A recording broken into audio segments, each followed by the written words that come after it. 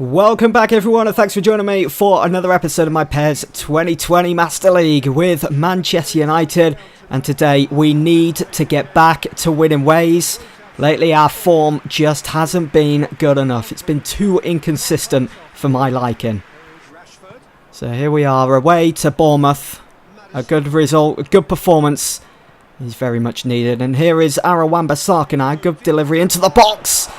And Anthony Martial absolutely skies it. Great opportunity to put the Red Devils in the lead. And he's put it over. At least it's only 6-7 minutes into the game here. United looking in good form going forwards at the moment. All the attention on Fred at the moment as well from the Bournemouth players. Here is Paul Pogba, captain today. Luke Shaw. Bournemouth have every player behind the ball here. They're really digging in. Looking to take this game into the second half at 0-0. Here is Marcus Rashford, goes for goal. Jesse Lingard! It's 1-0. And just like that, Manchester United have turned this game around. Completely changed the landscape. Jesse Lingard on the tail end of Marcus Rashford's effort, which took a huge deflection off one of the Bournemouth defenders. He flicks it up, gives himself a little bit of height on the ball, and then just follows it into the bottom left-hand corner. It's a beautiful goal. Absolutely sensational from Jesse Lingard. Talk about putting your team a goal in front and in style. Marcus Rashford, quick feet, does well. Shame about his finish, but not shame about that goal. Well, Bournemouth looked to respond then before the break, looking for that equaliser. It's quite clear that they wanted to go in at half-time. All level, and Callum Wilson! Very close. There is James Maddison then, through the middle for Anthony Martial. Finds Jesse Lingard, could he be in for his second? Oh, he's hit the post. He's so unfortunate there, not to double United's lead. Well, Bournemouth start the second half. Or have started the second half off strongly. Oh, it's good effort. Pass back to Nathan Ake. Oh, that's poor from Ake. Lingard through for Anthony Martial. I can't believe he's missed. Anthony Martial with one of the best opportunities in this game to get his name on that score sheet to double United's lead. And he's put it over again. Here is Maddison. Finds Paul Pogba in midfield. Anthony Martial, great through ball to find the run of Marcus Rashford. Bearing down on goal, and he's missed. It's still 1-0 here at the Vitality. Corner taken short. Nathan Ake holds off the challenge well. And David De Gea, how unlucky can you get? Twice the post was hit there. Unbelievable. It's been an absolute let-off for United. Still just the one goal up against Bournemouth. But Bournemouth have had so many opportunities, so many chances to grab that equaliser. Here's Daniel James now finding Marcus Rashford. It's Rashford through for James. First time it's 2-0. It's all about his positioning. It was set perfectly. James fed it through for Rashford. Then he was on the move. Got himself into prime position. And he's double United's lead late on in this game. And has pretty much won the game for us. Free kick for Bournemouth. It's headed away by Victor Lindelof. Danger still lingering for Manchester United. Oh, he's done really well to turn on the ball there and get his shot away, Solanke. But it's David De Gea that denies him. Look at the way he receives the ball. Holds at play, turns, strikes it on his left. Good effort. Bournemouth going like the clappers now. They want a goal. They want a chance of getting back in this game. And how about that for a save from David De Gea? He got down to it so quickly. Using them feet as well. That is what David De Gea is all about. Everywhere you go, you must take him with you. What a save. Keeper launches it forwards. There's the referee about to blow the whistle for full time. Lingard onto Rashford. It's Martial through for Daniel James. He's in on goal. And it's 3. It is there once again for the Welsh Wizard. 3-0 to Manchester United. Right in the dying embers of this game. Bournemouth have well and truly been put to bed. That has wrapped things up here at the Vitality. Great counter-attack from United. This was all very much needed for Manchester United. A much needed win. Much needed performance. That will go a long way when it comes to confidence for United in our next few games. So there's the league table then after that win against Bournemouth. And the 3-0 comfortable win. We're still 5 points behind Spurs, but we're now level on points with City, who sit in second. We're 2 points above Liverpool as well, who dropped to 4th. And Chelsea, who we play next, are up to 5th. They're 4 points behind us, so they could quite easily close that gap if they were to get a win over us. Now this I like. Club rankings on PES. This is something you don't get on FIFA. The stat tracking on PES, it's just worlds apart. It's fantastic.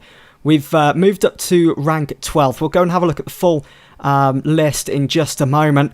Elsewhere, we've got the winner of the Asia Best Player Awards has been announced. It's Talisca, and Marcus Rashford has got muscle inflammation, and he's going to be out for some time in January, which is not far away, to be honest. The transfer window will be opening very soon, but we're going to be without him for our next game at Stamford Bridge to Chelsea. So here is the club rankings. In number 1, it's Barcelona. In 2nd is Real Madrid. City in 3rd. I know in the last episode you guys saw the formation that I put out against Arsenal, which saw us go on to lose 1-0. You thought it was the 4-4-2, but it was actually this formation. It allows me to have that DM. It also allows me to have a central midfielder and Pogba pushing further forwards, which made it look like in the layout that he was playing out wide on the wing. But it's certainly not the case. This is the formation that I've played over the last couple of games. Worked really well for us away to Bournemouth. Just going to switch some of the players around though.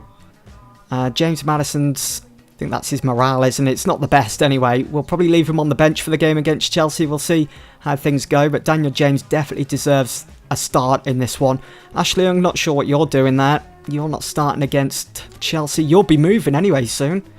Ashley Young joining Aston Villa on the 1st of January as soon as that transfer window opens. I think what we'll do then is we'll put Anthony Martial on the left and we'll put Mason Greenwood up top. Here we go then, we're here at Stamford Bridge for Chelsea against Manchester United. A huge 3 points up for grabs for both sides today. For Manchester United, they can continue to pile on the pressure on the league leaders, Spurs, who are sitting pretty at the top at the moment by 5 points. And for new manager Frank Lampard at Chelsea, well, they just simply can't lose today. Maguire then finds Paul Pogba. Paul Pogba gets dispossessed and there's an opening here for Christian Pulisic. He's in on goal, using that pace. Oh, and he slipped. What a huge relief for Manchester United. What a huge let-off. But for Chelsea, for their new £50 million signing, Christian Pulisic, you expect him to be putting that in the back of the net. Chelsea looking raring to go, really, since missing that opening opportunity. And here is Batshuayi, gets his shot away, forces the save from David De Gea, and he's won his team a corner. Batshuayi there, feeds it to Pulisic, almost lost the ball to Lindelof. And they stand firm though, Chelsea, at the moment. It's cleared away, Daniel James to get moving.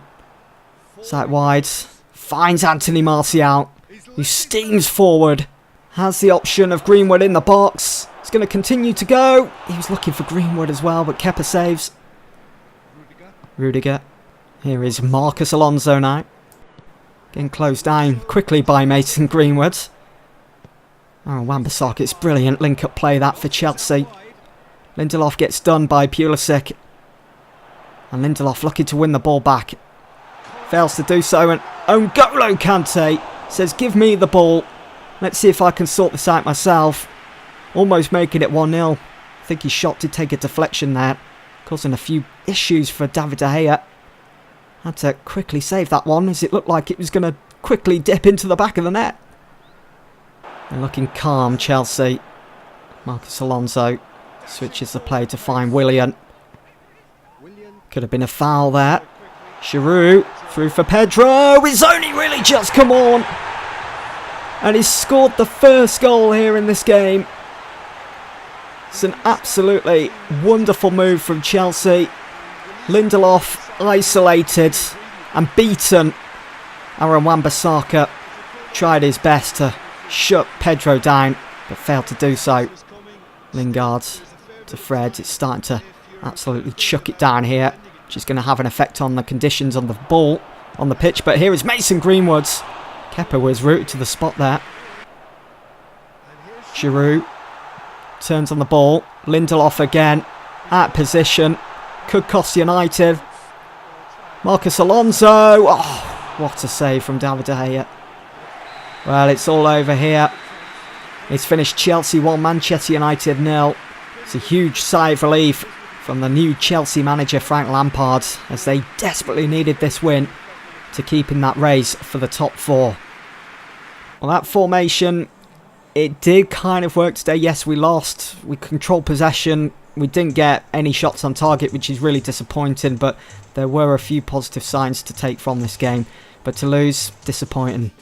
So there's the league table, and we now drop back down to 5th.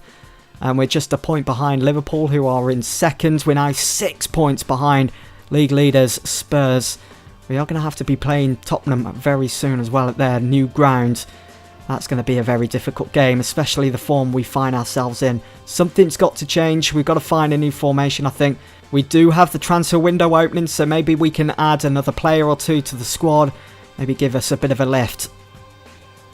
Here we are back at Carrington then, fresh from that loss against Chelsea on the weekend. It's all going as planned to keep this level of play up, and the goal we set out to accomplish will be within our grasp. We will stick to the plan. Of course, we'll give it our all. It's January the 1st, 2020, which can only mean one thing. The transfer window is once again wide open. We've got some news here, some offers for some key first team players, but we've got the news here that we've got some newcomers to the youth team, which I'm yet to delve into. I will go ahead and check that out in just a moment, but as you can see, so many offers for the likes of David De Gea, Harry Maguire. He's only been with us for a few months, Harry Maguire, Daniel James and Matic. We're going to have to go across and have a look and see what these offers are. Fosu Mensah as well, Angel Gomez. Not going to be getting rid of any of these players. Apart from that man, Ashley Young, who has now rejoined his former team, Aston Villa. He has now left Manchester United, so we need to look forward. Maybe look at someone that we can replace him with. Be sure to leave your suggestions in the comments below. We're going to have to go across and renew some contracts as well, such as Pereira and Daniel James. For some reason, I'm not sure why we're going to have to renew his contract. He's only been with us for a few months since signing. Let's just take a quick look at results from last month. It wasn't the best. December, it's always the busiest time of the season. You've got some big Premier League games to play. You've got Europa League in there as well.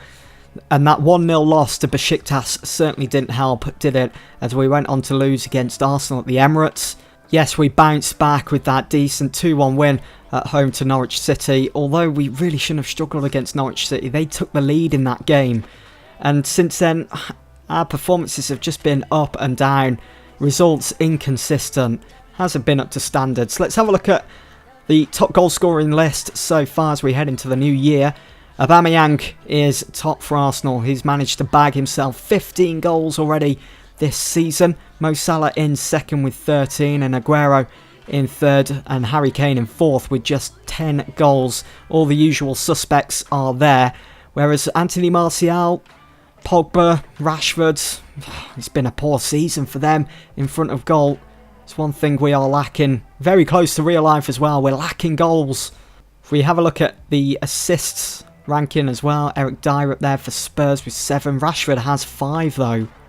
And here is the best 11 for the month of December. Aubameyang and Rashford as the top 2. Anthony Martial, one of the 2 United players to feature in the best 11. And unsurprisingly, you got the likes of N'Golo Kante in midfield and Van Dijk and Alisson at the back. So then we've got quite a few players that we want to go ahead and renew their contracts with, including David De Gea and Maguire, players that have been linked with clubs here in January. So David De Gea, contract renewal, accept terms. We don't even have to negotiate, we just do it. There we go. You have extended David De Gea's contract, so we don't have to worry too much about him running out of his contract at the end of the season and then running off on a free to another club. Harry Maguire's contract ends in 2020, the end of the season actually. will go ahead and extend his contract. What were they thinking? Why is it ending at the end of this season? That's mad. And the same goes for Daniel James as well. He's a brand new player.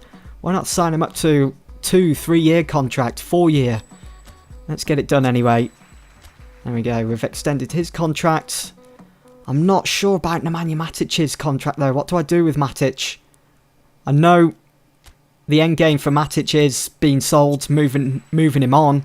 But do I offer him a new contract and try and cash in on him either in January or in the summer transfer window?